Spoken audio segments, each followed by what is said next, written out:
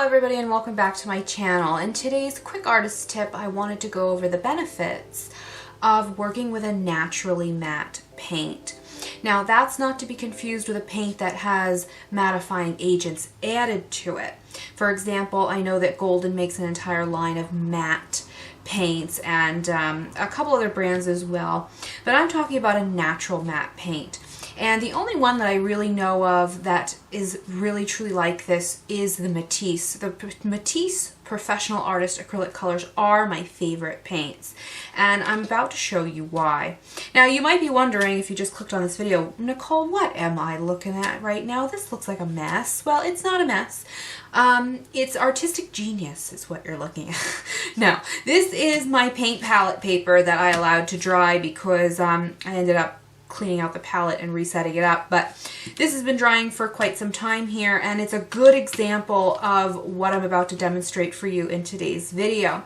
Now, I don't want you to think that I don't like the Golden paints, because I really do, and for whatever reason the white doesn't seem to be as much of an issue. The zinc white in particular really seems pretty matte, but for the most part, Golden, the one thing that I don't like about their paints is that they do add quite a bit of gloss agents into them.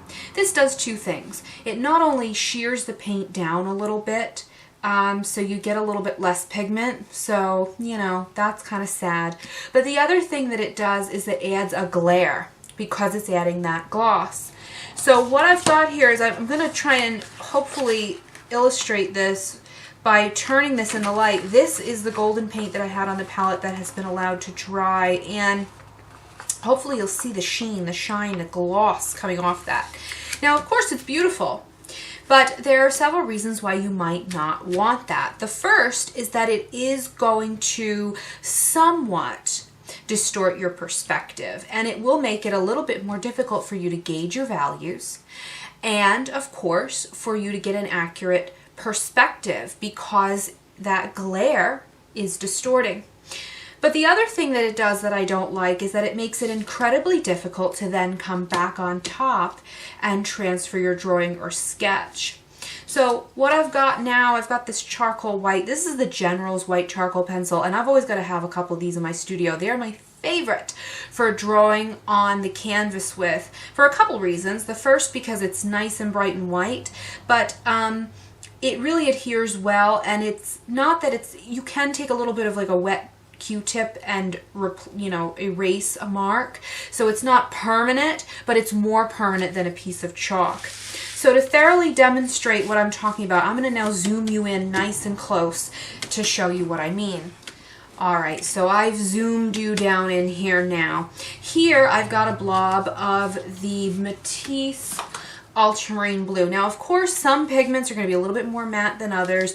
I also have some of the quinacridone or magenta here mixed up, and this is the Matisse Red Light. You can see that all of the Matisse paints have a nice, beautiful, natural matte finish.